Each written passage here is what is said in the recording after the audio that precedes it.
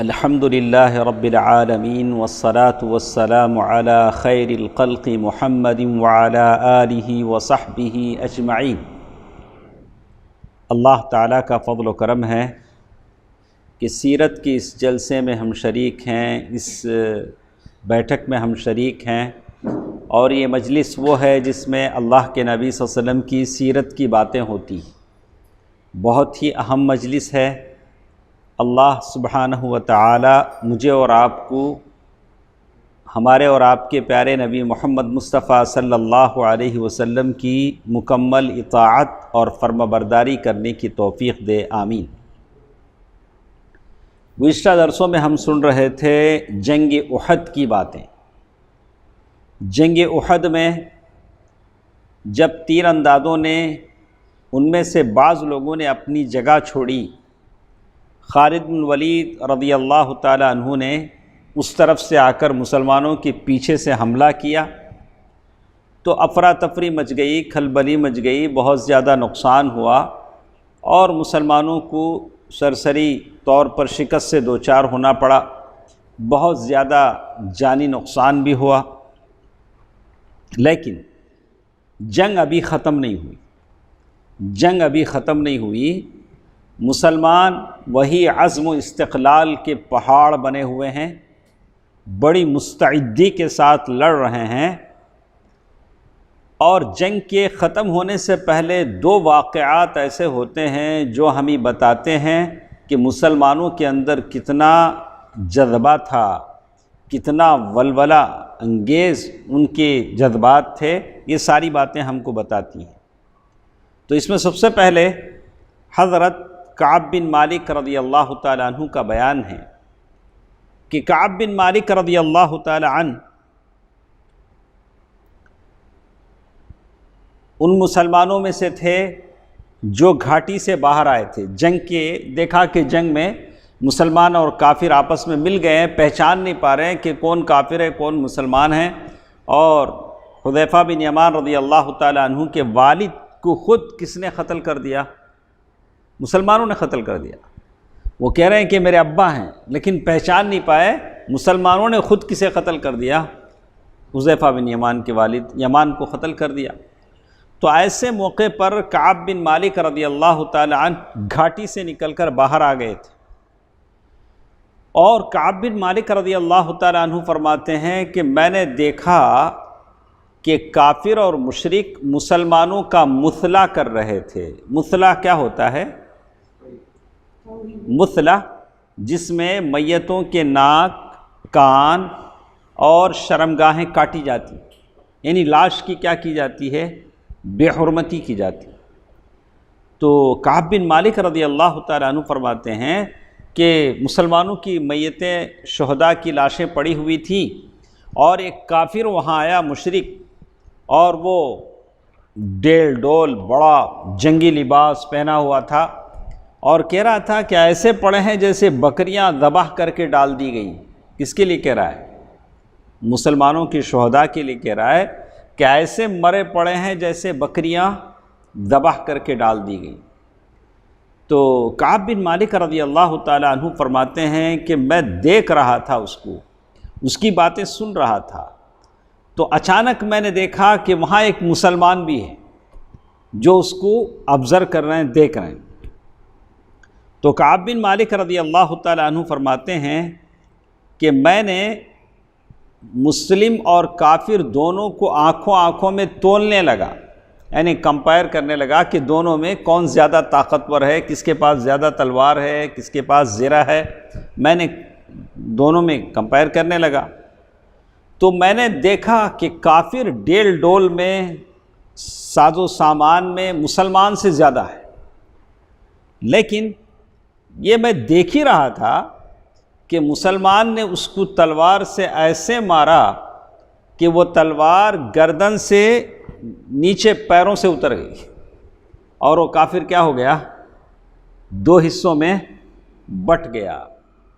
اور اس کے بعد جو مسلمان تھا اس کے سر پر وہ ٹوپی تھی لوہے کی، جسے خود کہتے ہیں، انہوں نے اپنی ٹوپی نکالی، ٹوپی نکال کر کہا کہ کعب کیسا رہا؟ میں ابو دجانہ ہوں، انہوں نے کیا کہا؟ میں ابو دجانہ ہوں۔ تو یہ ابو دجانہ رضی اللہ تعالیٰ عنہ کی ہمت تھی، جن کو اللہ کے نبی صلی اللہ علیہ وسلم نے تلوار دیا تھا، تلوار دیا تھا۔ جو تلوار اللہ کے نبی نے کسے نہیں دیا؟ زبیر رضی اللہ تعالیٰ عنہ کو نہیں دیا، عمر رضی اللہ تعالیٰ عنہ نے مانگا، ان کو نہیں دیا، حضرت علی نے بھی مانگا، ان کو بھی نہیں دیا، تو انہوں نے ایسی مار۔ یہ پہلا واقعہ ہے۔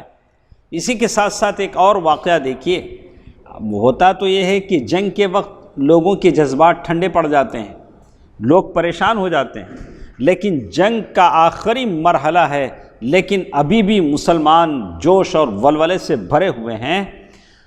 تو کہتے ہیں کہ جنگ ختم ہونے کے پہلے پہلے کچھ خواتین مومنوں کی عورتیں میدان جنگ میں آئیں۔ کافروں کی عورتیں تو تھے ہی، تو اس وقت کیا ہوا، مومنوں کی عورتیں آئیں اور یہ زخمیوں کو پانی پلا رہی تھی۔ تو انس رضی اللہ تعالیٰ عنہ کہتے ہیں کہ میں نے مومنات میں سے ام المؤمنین عائشہ رضی اللہ تعالیٰ عنہ کو دیکھا، ام سلیم رضی اللہ تعالیٰ عنہ کو دیکھا کہ یہ پنڈلی کی پازیب تک کپڑے چڑھائے پیٹھ پر پانی کا مشکیزہ لاد رہی تھی اور زخمیوں کے منہ میں پانی اڈیل رہی تھی۔ کون؟ عائشہ ام المؤمنین عائشہ رضی اللہ تعالی عنہا اور ام سلیم رضی اللہ تعالی عنہا، یعنی یہ زخمیوں کو کیا کر رہی تھی؟ پانی پلا رہی تھی۔ حضرت عمر رضی اللہ تعالی عنہ بیان فرماتے ہیں کہ ام سلیت یہ بھی پانی بھر بھر کر لا رہی تھی مشکیزے میں۔ وہ زمانے میں وہ آج کی طرح میٹل کا تو نہیں ہوتا تھا، مشکیزہ ہوتا تھا، اسکن چمڑے سے بنایا جاتا تھا، اس میں پانی بھرا جاتا تھا۔ انہی عورتوں میں ایک تھی ام ایمن۔ ام ایمن رضی اللہ تعالی عنہ کس کی ماں ہے؟ نہیں معلوم؟ ام ایمن کس کی؟ ماشاء اللہ، ام ایمن کس کی ماں ہے؟ اسامہ بن زید کی ماں کون ہے؟ نہیں دیکھ کر بتائیے نا، دیکھ کر بتائیے۔ کہتے ہیں کہ ام ایمن بھی تھی اس جنگ میں، کیا تھی؟ ام ایمن بھی تھی۔ اب دیکھا ام ایمن رضی اللہ تعالی عنہا نے کہ مسلمان پریشان ہو کر میدان جنگ چھوڑ کر مدینے کی طرف بھاگنا چاہتے ہیں، مدینے کی طرف بھاگنا چاہتے ہیں۔ ام ایمن ہیں اسامہ بن زید رضی اللہ تعالی عنہ کی ماں، زید بن حارثہ کی بیوی، اللہ کے نبی صلی اللہ علیہ وسلم کو بچپن میں جنہوں نے گود لے کر بہلایا وہ ام ایمن رضی اللہ تعالی عنہ، لیکن وہ بھی جنگ میں ہے، جنگ کے میدان میں ہیں۔ آپ اندازہ لگائیے کیا عمر رہی ہوگی، لیکن جنگ کے میدان میں ہیں۔ اور مسلمان جب ڈر کر جنگ کے میدان سے بھاگ رہے ہیں تو ام ایمن رضی اللہ تعالی عنہ ان کے چہرے پر مٹی ڈال رہی ہیں۔ کس کے چہرے پر؟ مسلمانوں کے چہروں پر، کہ میدان جنگ چھوڑ کر کہاں بھاگ رہے ہو۔ اور اتنا ہی نہیں کیا، اور کہنے لگی ایسا کرو یہ سوت کاٹنے کا تکلا لو اور ہمیں تلوار دے دو۔ وہ زمانے میں عرب کی عورتیں سوت جیسے وہ یہ بناتی نا دھاگا، وہ بناتی تھیں، اس کو سیدھا سیدھا ہم سمجھیں گے ہماری بنگڑی لے لو اور تلوار دے دو۔ ام ایمن رضی اللہ تعالیٰ عنہ نے کیا کہا؟ ہماری چوڑیاں لے لو اور کیا دے دو؟ تلوار دے دو۔ احساس دلایا، ہمت دلائی۔ اس کے بعد تیزی سے میدان جنگ پہنچی، زخمیوں کو پانی پلانے لگی۔ لیکن مشرکین میں سے ایک تھا حبان بن عرقہ، حبان بن عرقہ، اس نے تیر چلایا کس پر؟ ام ایمن رضی اللہ تعالیٰ عنہا پر۔ بہت عمر ہے، بہت عمر ہے، اللہ کے نبی صلی اللہ علیہ وسلم کو انہوں نے گود لیا ہے تو بڑی عمر ہے۔ اسامہ بن زید جوان ہیں، ان کے بیٹے ہیں۔ تو ام ایمن رضی اللہ تعالی عنہا تیر کھا کر نیچے گر پڑی، لیکن گرتے ہوئے تھوڑا ان کا کپڑا کیا ہو گیا، ہٹ گیا، جس کی وجہ سے تھوڑا سطر کھل گیا۔ کافر ہنسنے لگا، جس نے تیر مارا اس نے کیا کیا، ہنسنے لگا۔ اب ویسے یہ اللہ کے نبی صلی اللہ علیہ وسلم کی کیا ہوتی تھی، دایا ہوتی تھی، مطلب جس نے گود لیا، اللہ کے نبی صلی اللہ علیہ وسلم کے دل پر یہ بات گراں گزری۔ اللہ کے نبی صلی اللہ علیہ وسلم کو کیا ہوا، دل پر یہ بات کیا ہوئی، گراں گزری۔ اور وہیں سعد بن ابی وقاص رضی اللہ تعالی عنہ بھی تھے۔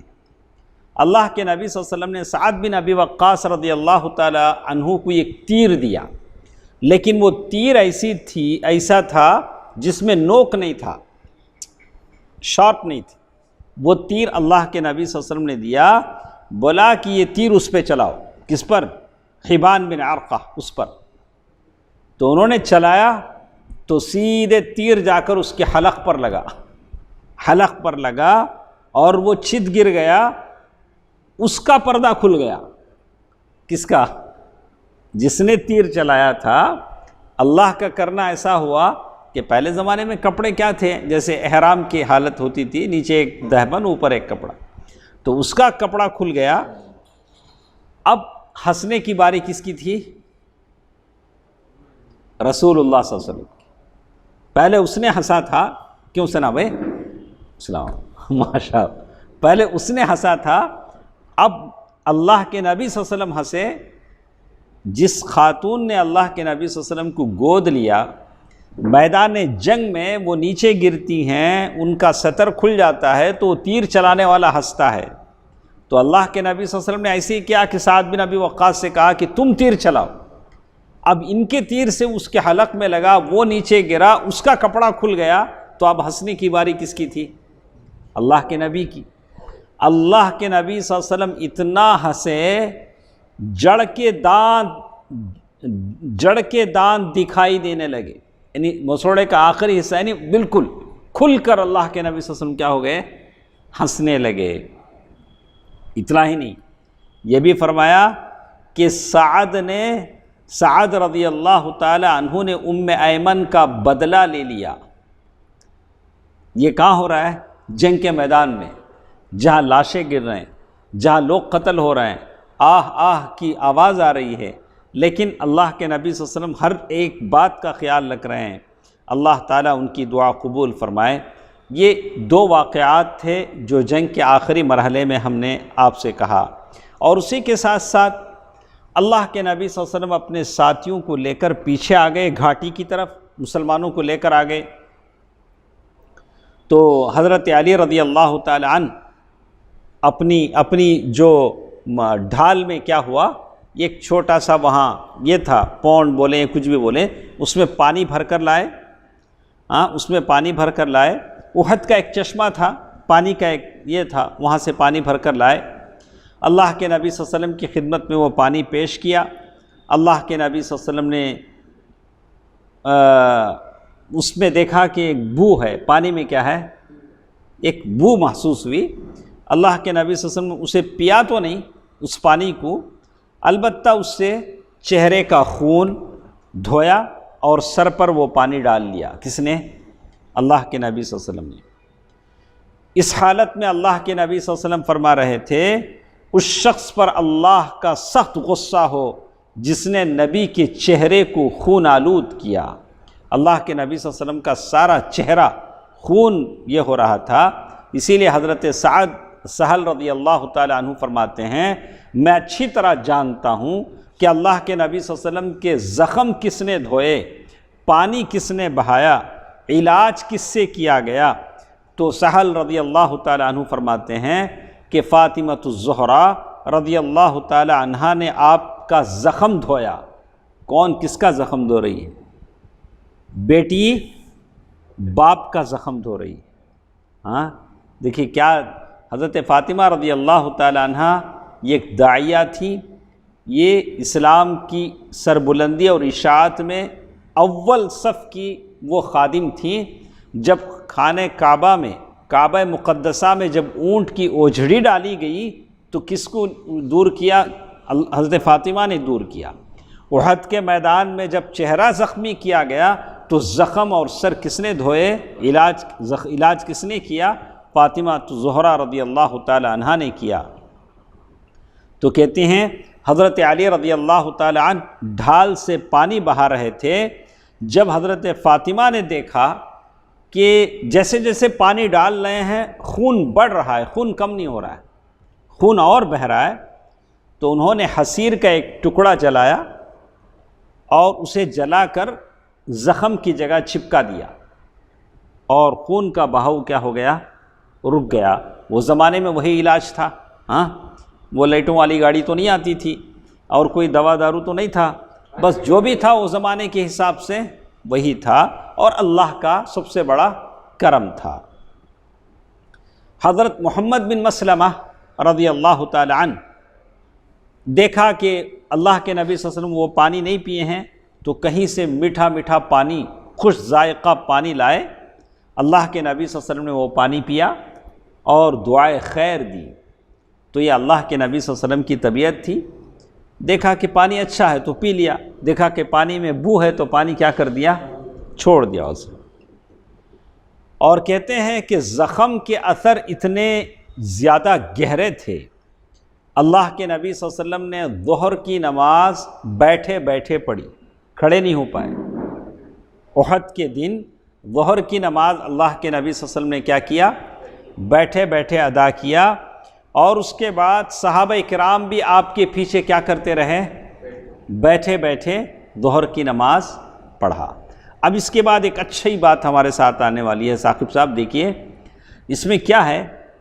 اب جنگ کا میدان ہے، ہر طرف دھول اڑ رہی ہے، اور اتنا گرد و غبار ہے کہ پتہ نہیں چل رہا کہ کون شہید ہے، کون غازی ہے، کون زندہ ہے یا کون مرا ہے، کچھ پتہ نہیں چل رہا ہے۔ تو اب مشرکین ہیں، مشرکین کو ایک طرح سے تسلی ہے۔ کس بات کی تسلی؟ نہیں، کس بات کی تسلی؟ اللہ کے نبی صلی اللہ علیہ وسلم کیا ہو چکے ہیں؟ انتقال کر چکے ہیں، شہید ہو چکے ہیں۔ ایک طرح کا ان کو یقین بھی ہے، تسلی بھی ہے۔ تو اب وہ چل چلاؤ کی تیاری کر رہے ہیں، چلو اب جنگ ختم ہو گئی، اللہ کے نبی صلی اللہ علیہ وسلم دنیا سے چلے گئے، اب ہم کو مکہ واپس جانا ہے۔ تو احد کی جنگ کا جو کمانڈر تھا وہ ابو سفیان تھے، تو وہ احد کے پہاڑ پر آئے اور بلند آواز سے انہوں نے کہا، کیا تم میں محمد ہیں؟ مسلمانوں کو خطاب کر کے کیا پوچھا؟ محمد صلی اللہ علیہ وسلم زندہ ہیں کیا؟ تو لوگوں نے کوئی جواب نہیں دیا۔ اللہ کے نبی صلی اللہ علیہ وسلم نے بھی منع کیا، فلا تجیبو، یعنی جواب مت دو، اس سوال کا کیا نہیں کرو؟ جواب مت دو۔ اس نے دوسرا سوال کیا، ابو قحافہ کیا تم میں ابو بکر زندہ ہیں؟ تو لوگوں نے کوئی جواب نہیں دیا۔ تو پھر اس نے تیسرا سوال کیا، کیا تم میں عمر بن خطاب ہیں؟ کون سوال کر رہا ہے؟ ابو سفیان، لیکن جواب نہیں مل رہا ہے۔ اللہ کے رسول صلی اللہ علیہ وسلم منع کر رہے ہیں، بولے جواب مت دو، جواب مت دو۔ تو تینوں کو اس نے پوچھا، تو تین کے سوا کسی اور کے بارے میں نہیں پوچھا۔ دیکھو ابو سفیان کو وہ زمانے میں جتنی عقل تھی اتنی عقل آج کے رافضوں کو نہیں، شیعہ کو نہیں۔ ابو سفیان کو پتہ تھا کہ اسلام اگر زندہ رہے گا تو انہی تینوں سے زندہ رہے گا، یہ تینوں ختم ہو جائیں گے تو اسلام کیا ہو جائے گا؟ ختم ہو جائے گا۔ لیکن آج کے رافضی شیعہ اسی ابو بکر اور عمر کو کیا کرتے ہیں رضی اللہ عنہم اجمعین؟ گالی دیتے ہیں، طرح طرح سے القاب سے نوازتے ہیں۔ تو اب زیادہ عقل مند کون تھے؟ ابو سفیان تھے۔ ان کو پتہ تھا کہ اسلام کے مؤیدین ہیں، اسلام انہی سے زندہ ہے جو ان کی عقل آج کیا نہیں کرتی ہے؟ کام نہیں کرتی ہے۔ تو بہرحال کوئی جواب نہیں ملا۔ تو تو اس نے کہا، جب جواب نہیں ملا تو ابو سفیان نے کہا کہ چلو ان تینوں سے نجات مل گئی۔ یہ تینوں کیا ہو گئے؟ کون تینوں؟ وہ اللہ کے نبی صلی اللہ علیہ وسلم، ابو بکر، عمر، یہ تینوں کیا ہو گئے؟ ختم ہو گئے۔ لیکن عمر رضی اللہ تعالیٰ عنہ اپنے آپ کو کنٹرول نہیں کر سکے۔ عمر رضی اللہ تعالیٰ عنہ بے قابو ہوئے، بولے او اللہ کے دشمن، یا عدو اللہ، اے اللہ کے دشمن، جن کا تو نے نام لیا ہے وہ سب زندہ ہے۔ کیا بولے؟ اللہ کے نبی بھی زندہ ہیں، ابو بکر بھی زندہ ہیں، عمر بھی زندہ ہیں، وہ سب زندہ ہیں۔ ابھی اللہ نے تیری رسوائی کا سامان باقی رکھا ہے، ابھی تو ذلیل نہیں ہوا، ابھی تجھ کو کیا ہونا ہے؟ رسوا ہونا ہے۔ اس کے بعد ابو سفیان نے کہا دیکھیے تمہارے جو لوگ قتل ہوئے ہیں ان کا مثلا ہوا ہے، ان کے ناک کاٹے گئے ہیں، مسلمانوں کے کان کاٹے گئے، شرمگاہیں کاٹے گئے، میں منع بھی نہیں کرتا، اچھا بھی نہیں سمجھتا۔ دیکھیے اس نے، ابو سفیان نے کیا کیا؟ دو مطلب کا جواب دیا، جو کچھ ہوا بہرحال غلط تھا تو میں نے منع نہیں کیا۔ دوسرے نے کہا لیکن میں نے اس کا حکم نہیں دیا، میں نے نہیں کہا کہ مثلا کرو، لوگوں نے کیا، اور نہ ہی اس کا برا ہی منایا ہے۔ پھر نعرہ لگایا، ابو سفیان نے نعرہ لگایا اعلو حبل۔ کیا کا نعرہ؟ اعلو حبل۔ سیدھا سادہ یہ نعرہ سمجھنا ہے تو آج جو نعرہ یہ لوگ لگاتے ہیں سیم میننگ، کوئی فرق نہیں، صرف بت کا نام ہے، سیم وہ بت نکالو یہ بت رکھو بس، ٹھیک ہے۔ اس نعرے کے جواب میں ہمارا وہی رویہ ہونا چاہیے جو رویہ اللہ کے نبی صلی اللہ علیہ وسلم نے وہ زمانے میں جب ابو سفیان کا نعرہ ہوا تو اللہ کے نبی نے جواب دیا، ہم کیسے اس کا جواب دیں؟ جب ابو سفیان نے نعرہ لگایا حبل بلند ہو، جے ہو، جے بولتے نہیں، جے ہو، کس کی جے ہو؟ حبل، بت کا نام تھا، جیسے آج لوگ بولتے ہیں اپنے بتوں کا نام، علیہ باللہ۔ تو اللہ کے نبی صلی اللہ علیہ وسلم نے فوراً لوگوں سے کہا، اپنے آس پاس جو صحابہ تھے، کہا کہ تم لوگ جواب کیوں نہیں دے رہے ہو؟ جب اپنے بارے میں پوچھا تو کیا بولا؟ جواب مت دو، لیکن جب اللہ کی ذات کی بات آئی، سبح اسم ربک الاعلی، اللہ کی سربلندی کی بات آئی تو بولا کہ اب جواب دو۔ اب کیا کرو؟ جواب کیوں نہیں دے رہے ہو؟ صحابہ نے عرض کیا اللہ کے نبی ہم کیا جواب دیں، کیسے ہم کاؤنٹر کریں، کیسے جواب دیں؟ کہا اللہ اعلی و اجل، تم کہو کہ ارے تمہارا بت نہیں، اللہ ہے جو اعلی اور اجل ہے، یہ جواب دو۔ تو اللہ اعلی ہے اور برتر ہے۔ پھر ابو سفیان نے سن کر کہا لنا عزا ولا عزا لکم، ہمارے پاس ایک بت ہے نا عزا، تمہارے پاس نہیں ہے نا۔ عزا لیڈی بت تھی، کہا کہ ہمارے پاس عزا ہے، تمہارے پاس کیا نہیں ہے؟ عزا نہیں ہے۔ تو نبی صلی اللہ علیہ وسلم نے سن کر فرمایا کہ ارے بھائی جواب دو نا۔ تو اچھی طرح یاد رکھیے، جب بھی اللہ کی ذات پر، اللہ کے تقدس پر بات آتی ہے تو ہمارا جواب دینا ضروری ہے، ورنہ ہمارے منہ میں یہ زبان بیکار ہے۔ بھلے آپ کیسے بھی دیں، انگلش میں لکھیں، کمنٹ کریں، یا جو بھی آپ لکھ سکتے ہیں لکھیں، اللہ تعالیٰ کی برتری اور تقدس کو پامال ہونے ہرگز نہ دیں۔ اللہ کے نبی صلی اللہ علیہ وسلم نے سیرت کا ایک سبق دیا اور کہا، صحابہ اکرام سے پوچھا کہ ہم کیا جواب دیں؟ صحابہ اکرام نے، اس نے کیا کہا تھا ابو سفیان نے؟ شعیب صاحب، ابو سفیان نے کیا کہا تھا؟ حبل ہو گیا، حبل وہ تو لنا عزا ولا عزا لکم، ہمارے پاس عزا ہے، تمہارے پاس کیا نہیں ہے؟ عزا نہیں ہے۔ تو اللہ کے نبی صلی اللہ علیہ وسلم نے اس کا جواب دینے کو کہا تو جواب دیا گیا، اللہ مولانا ولا مولا لکم، اللہ ہمارا مولانا ہے اور تمہارے لیے کوئی ایسا ولی اور سازگار نہیں۔ اب سمجھ میں آئی بات؟ اسی لیے ہم لوگ مولانا لفظ کیا کرتے ہیں، تھوڑا اوائڈ کرتے ہیں، زیادہ استعمال نہیں کرتے۔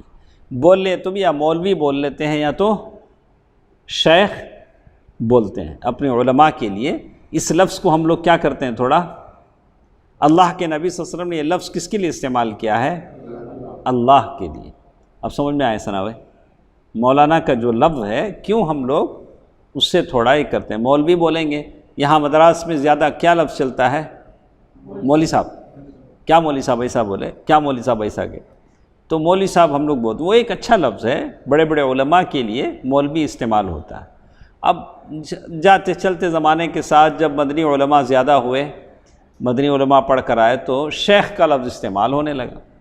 ہاں، حالانکہ شیخ بہت بڑا مقام ہے، شیخ کا لفظ۔ اب کچھ لوگ یہاں تک بڑھ جاتے ہیں، شیخ سے بڑھ کر فضیلت الشیخ بلا، وہاں تک جانے کی ضرورت نہیں، وہ بہت بڑی بات ہے۔ شیخ ٹھیک ہے، شیخ کیا ہے؟ ٹھیک ہے، نادان ہے۔ آپ دوسرے سے ہمارے دوسرے صوبوں میں چلے جائیں، ہر کسی کو لگائیں گے فضیلت الشیخ، فضیلت الشیخ، جیسے مفت میں ملتا ہے، جس کو چاہا لگایا فضیلت الشیخ۔ نہیں، القاب بس ایک یہ ہوتے ہیں جو ہے آپ کہہ دیں، جیسے جتنا کہہ سکتے ہیں۔ مولوی بہت اچھا لفظ ہے، نہیں آپ اور زیادہ کہتے، شیخ، بس شیخ کیا ہے؟ اچھا ہے، بس کہا۔ پھر ابو سفیان نے نعرہ لگایا، کیا کہا اس نے؟ اللہ مولانا ولا مولا لکم، اللہ ہمارا مولا ہے اور تمہارا کوئی مولا نہیں ہے۔ اس کے بعد ابو سفیان نے کہا کہ واہ، آج کتنا اچھا کارنامہ رہا۔ ابو سفیان کی باتیں دیکھی، فخر میں، آج کا دن جنگ بدر کا دن کا بدلہ ہے۔ الحرب، جنگ ایک ڈول کی طرح ہے، ڈول میں کبھی پانی آتا، کبھی ڈول خالی ہو جاتا۔ اس نے حضرت عمر رضی اللہ تعالی عنہ نے سن کر جواب دیا کہ تم غلط کہتے ہو، تم غلط کہتے ہو، تمہارے وہ جنگ بدر کا حساب اس جنگ سے ہرگز نہیں ہو سکتا۔ کہا کیوں؟ اس لیے کہ ہمارے مقتولین جنت میں ہیں، تمہارے قتل کیے ہوئے لوگ جہنم میں ہیں۔ پھر برابر سرابر کیسے ہو سکتا ہے؟ نہیں ہو سکتا۔ اس کے بعد ابو سفیان نے کہا، ابھی بھی ڈاؤٹ کسے ہے؟ ابو سفیان۔ ابو سفیان نے عمر رضی اللہ تعالیٰ عنہ سے کہا کہ عمر میرے قریب آؤ۔ کسے بلا رہا ہے؟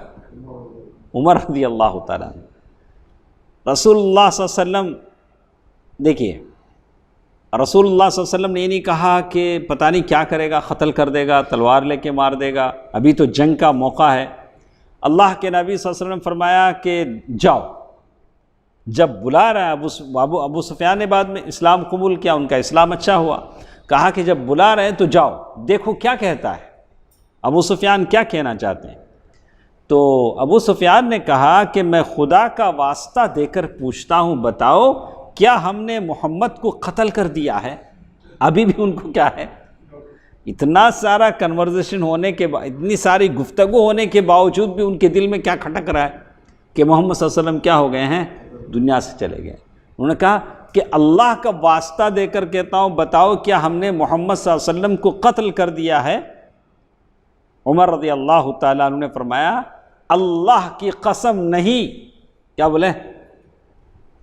نیور، ایسا نہیں ہو سکتا، نہیں ہوا، بلکہ اس وقت وہ تمہاری باتیں سن رہے ہیں۔ میں اور آپ جو بات کر رہے ہیں، یہ بات کون سن رہے ہیں؟ اللہ کے نبی صلی اللہ علیہ وسلم سن رہے ہیں۔ ابو سفیان نے کہا، تم میرے نزدیک ابن قمعہ سے زیادہ سچے اور راست باز ہو، تم نے صحیح بات کہی، تم نے صحیح بات کہی۔ لیکن مشرکین احد کے اس آخری ٹائم میں ایک اور جنگ لڑنے کا بھی کیا کر رہے، جب دیکھ لیا کہ اللہ کے نبی صلی اللہ علیہ وسلم زندہ ہیں، معلوم ہو گیا، یقین ہو گیا، تو ایک اور جنگ کی بھی انہوں نے کیا کیا، ایک وعدہ لیا۔ جیسے کہتے ہیں واپس ہونے لگے تو ابو سفیان نے کہا کہ آئندہ سال، نیکسٹ ایئر، پھر بدر میں لڑنے کا وعدہ ہے، پھر بدر میں لڑنے کا وعدہ کیا۔ رسول اللہ صلی اللہ علیہ وسلم نے بھی کہا کہ ٹھیک ہے، ایک صحابی سے کہا، فرمایا کہہ دو ٹھیک ہے، یہ بات ہمارے اور تمہارے درمیان طے رہی، یہ بات کیا ہے، چلو لڑتے ہیں، آئندہ سال دیکھیں گے۔ اللہ کے نبی صلی اللہ علیہ وسلم نے بھی ان سے کیا کر دیا، معاہدہ کر لیا۔ لیکن اب بات ہے کہ اب مشرکین نیکسٹ کیا کریں گے؟ واپس مکہ جائیں گے یا مدینہ میں آئیں گے؟ اب سوال یہ ہے کہ مشرکین کا اب جو نیکسٹ سٹیپ ہے، اگلا قدم ہے، اس کی تحقیق کون کرے؟ اس لیے کہ اگر وہ مدینے سے بالکل قریب ہیں، زیادہ سے زیادہ ایک بمشکل 3 کلومیٹر 4 کلومیٹر کا فاصلہ ہوگا مدینہ، مکہ کہاں ہے؟ یا مدینے میں گھس کر مسلمانوں کو اور اسلامی سلطنت کو برباد کر دیں گے یا واپس مکہ چلے جائیں گے؟ اب کون بولنا اس کے بارے میں؟ تحقیق کر کے بولنا پڑے گا نا کہ اب مشرکوں کی جو فوج ہے اس کی کیا حالت ہے۔ تو اللہ کے نبی صلی اللہ علیہ وسلم نے علی رضی اللہ تعالی عنہ کو ذمہ داری دی۔ دیکھیے اللہ کے نبی صلی اللہ علیہ وسلم نے ہمیشہ مشکل ترین اوقات میں کس کو ذمہ داری دی ہے؟ علی رضی اللہ تعالی عنہ۔ جب مکے سے نکلے تو ہجرت کے موقع پر اپنے بستر پر کس کو سلایا؟ علی رضی اللہ تعالی عنہ کو سلایا۔ خیبر کی جنگ میں جنگ کا جھنڈا کسے دیا؟ علی رضی اللہ تعالی عنہ کو دیا۔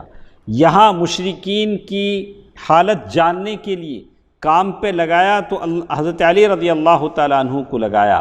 اللہ کے نبی صلی اللہ علیہ وسلم کی فراست دیکھیے، جنگی منصوبہ بندی دیکھیے، اور اللہ نے آپ کو جو عقل و فراست دی تھی اس کی مثال دیکھیے۔ اللہ کے نبی صلی اللہ علیہ وسلم کہہ رہے ہیں حضرت علی رضی اللہ تعالی عنہ سے اچھی طرح یاد رکھو، یہ جو کافر ہیں، مکے کے دشمن ہیں، اگر انہوں نے گھوڑے اپنے سائیڈ میں رکھ کے اونٹ پر بیٹھ کر جا رہے ہیں تو وہ مکے کی طرف جا رہے ہیں۔ اگر گھوڑوں پر بیٹھے ہیں، اونٹ سائیڈ میں رکھا ہے تو کدھر آ رہے ہیں؟ مدینہ آ رہے ہیں۔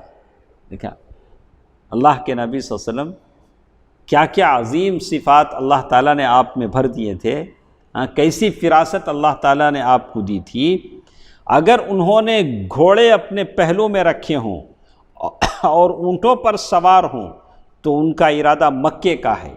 اگر گھوڑوں پر سوار ہوں اور اونٹ ہاک کر لے جائیں تو مدینے کا ارادہ ہے۔ دیکھیں پھر فرمایا اس ذات کی قسم جس کے ہاتھ میں میری جان ہے، اگر انہوں نے مدینے کا ارادہ کیا تو میں مدینہ جا کر ان سے 2 ہاتھ کر لوں گا۔ کیا مطلب؟ کیا کر لوں گا؟ ان سے ہم کیا کر لیں گے؟ 2 ہاتھ کر لیں گے، مطلب مقابلہ کر لیں گے۔ پسپا ہونے، مصالحت کرنے، پیچھے ہٹنے، ایسا کوئی وہاں کیا نہیں ہوگا، بات نہیں ہوگی۔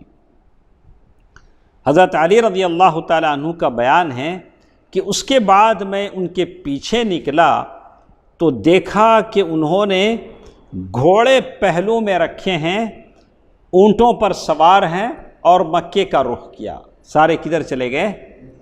مکے چلے گئے۔ احد کی جنگ میں جو آئے ہیں وہ اب واپس کہاں چلے گئے ہیں؟ مکہ چلے گئے ہیں۔ اب بات کرتے ہیں شہیدوں کی۔ کیا اکرم صاحب؟ اب بات کرتے ہیں کس کی؟ شہیدوں کی۔ شہید، زخمی، مسلمانوں میں جو شہید ہوئے، اللہ کے نبی صلی اللہ علیہ وسلم نے اب شہیدوں کو کھوج لگانا شروع کیا، تلاش کرنا شروع کیا۔ زید بن ثابت رضی اللہ تعالی عنہ کا بیان ہے، اللہ کے نبی صلی اللہ علیہ وسلم نے ان سے کہا کہ دیکھو سعد بن الربیع کو تلاش کرو، سعد بن الربیع ان کو تلاش کرو کہ کہاں ہیں۔ اگر وہ دکھائی پڑ جائیں تو انہیں میرا سلام کہنا اور دریافت کہنا کہ اللہ کے نبی صلی اللہ علیہ وسلم دریافت کر رہے ہیں کہ تم اپنے آپ کو کیسا پا رہے ہو۔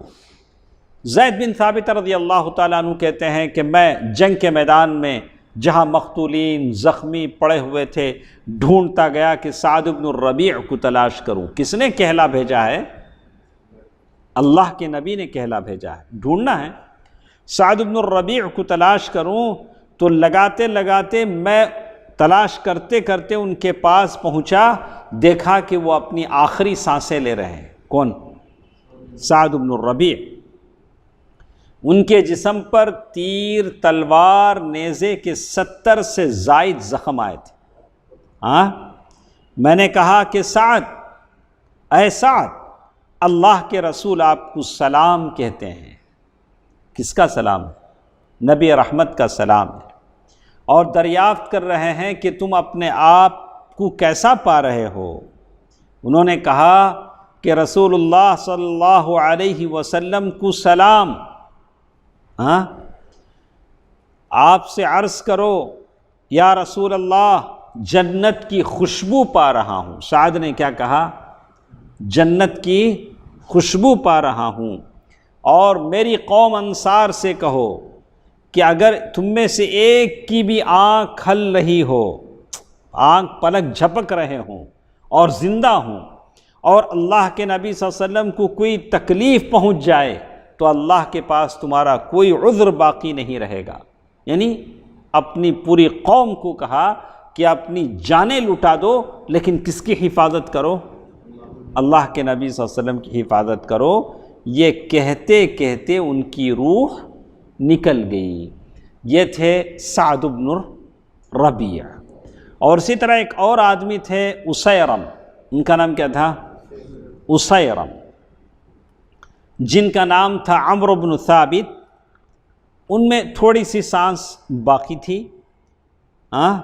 اس سے پہلے ان کو اسلام کی دعوت دی جاتی تھی، وہ قبول نہیں کرتے تھے، تو اس لیے لوگوں نے حیرت سے کہا کہ یہ اسیرم کیسے آیا؟ اس سے پہلے لوگ اسلام کے بارے میں بولتے تھے، وہ مسلمان نہیں ہوتے تھے، لیکن جب جنگ کے وقت دیکھے تو جو لوگ شہید ہو رہے ہیں ان میں اسیرم بھی ہیں۔ لوگ تعجب کر رہے ہیں کہ یہ عمرو بن ثابت، اسیرم یہاں کیسے پہنچے؟ تو یہ تو دین کا انکاری تھا، دین کو مانتا نہیں تھا۔ تو اسیرم سے پوچھا لوگوں نے کہ تم یہاں کیسے آئے؟ تو انہوں نے کہا قوم کی کیسے آنے کا مطلب یہ تھا قوم کی سپورٹ میں آئے یا اسلام کے حفاظت میں آئے۔ دو طرح کی باتیں ہوتی نا، کچھ لوگ اسلام کی حمایت اور سپورٹ میں لڑتے ہیں، کوئی اس لیے لڑتے ہیں کہ میں اس قوم کا ہوں اس لیے میں اس قوم کے دفاع کرتا ہوں۔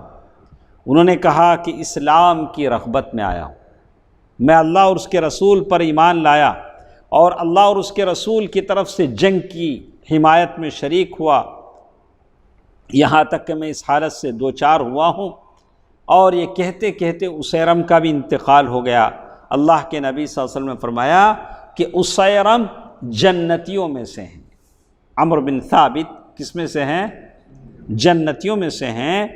ابو ہریرہ رضی اللہ تعالی عنہ فرماتے ہیں حالانکہ انہوں نے اللہ کے لیے ایک وقت کی نماز بھی نہیں پڑھی۔ دیکھا رفیع ہوئے، ایک وقت کی نماز بھی نہیں پڑھا انہوں نے، پھر بھی زبان رسالت کہہ رہی کہ وہ کیا ہیں؟ جنتی ہیں۔ مطلب اتنا ٹائم ہی نہیں ملا ان کو نماز پڑھنے کا، اس وقت ٹائم ہی نہیں ملا، لیکن وہ جنتی ہیں، اس لیے کہ اسلام لانے کے بعد ابھی کسی نماز کا وقت ہی نہیں آیا کہ وہ شہید ہو گئے۔ وہ اسلام لائے، لڑتے رہے، نماز کی کوئی اذان یا وقت ہی نہیں آیا کہ ان کو اللہ تعالیٰ نے کیا دے دیا؟ شہادت دے دی۔ انہی زخمیوں میں ایک تھا قزمان، اس کا نام کیا تھا؟ قزمان، اور اس نے اکیلے نے 7-8 مشرکین کو تحقیق کیا، قتل کیا، اور وہ جب ملا تو زخموں سے چور تھا۔ لوگ اسے اٹھا کر بنو ظفر کے محلے میں لے گئے، مسلمانوں نے خوشخبری سنائی، تم ایک آدمی نے 8-10 مشرکوں کو قتل کر دیا۔ لیکن انہوں نے کہا، قزمان نے کہا کہ میں نے جو جنگ کیا میری قوم کے لیے جنگ کیا ہوں۔ کس کے لیے جنگ کیا ہوں؟ میری قوم کے لیے جنگ کیا ہوں۔ اگر میری قوم کا سپورٹ نہیں ہوتا تو میں جنگ نہیں کرتا۔ تو انہوں نے اسلام کے لیے جنگ نہیں کی تھی، کس کے لیے جنگ کی تھی؟ قوم کے لیے جنگ کی تھی۔ اس کے بعد زخم اتنی شدت سے درد ہوئے کہ وہ برداشت نہیں کر سکے، اپنے آپ میں انہوں نے سوسائڈ کر لیا۔ کس نے؟ قزمان نے۔ اور اللہ کے نبی صلی اللہ علیہ وسلم کو یہ بات معلوم نہیں تھی۔ اس سے پہلے ہی لوگوں نے کہا کہ قزمان نے 8 آدمیوں کو قتل کر دیا، تو اللہ کے نبی صلی اللہ علیہ وسلم تبھی کہتے تھے کہ وہ جہنمی ہے۔ صحابہ پریشان تھے، ایسا کیوں اللہ کے نبی صلی اللہ علیہ وسلم کہتے ہیں؟ ایک صحابی کہتے ہیں میں اسی جستجو میں لگا رہا دیکھوں کہ کیوں اللہ کے نبی صلی اللہ علیہ وسلم نے ان کے بارے میں کہا کہ جہنمی ہیں۔ وہ تلوار کو زمین میں گاڑا قزمان نے، اور اوپر سے جا کے تلوار پہ کیا ہو گئے؟ گر گئے، جا کے کیا ہو گئے؟ گر گئے، اپنی جان نکال لی۔ یہ تھے قزمان۔ تو اللہ کے نبی صلی اللہ علیہ وسلم کی بات سچی ہوئی تو اصل چیز ہوتی ہے اللہ تعالیٰ کے بارگاہ میں اخلاص کے ساتھ کوشش کرنے کی۔ اگر کوئی اس کے علاوہ کسی اور نیت سے کوشش کرتا ہے، پیسے خرچ کرتا ہے، کسی اور نیت سے عبادتیں کرتا ہے، تو یہ ساری کی ساری چیزیں اللہ تعالیٰ کو پسند نہیں ہیں، اور یہی ہوتا ہے جیسے اللہ کے نبی صلی اللہ علیہ وسلم نے یہاں فرمایا ہے۔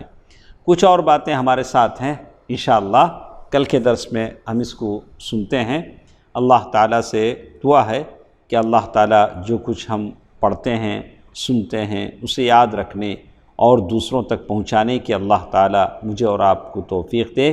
اور اسی طرح ہمارے ساتھ یہ ذکر رہے گا کہ اور بھی کچھ زخمی ہیں، شہداء ہیں، ان کی کیا حالت ہوئی، کل کے درس میں ہم پڑھیں گے۔ سبحانک اللہم ربنا وبحمدک، اشہد ان لا الہ الا انت، استغفرک واتوب الیک۔ والسلام علیکم ورحمۃ اللہ وبرکاتہ۔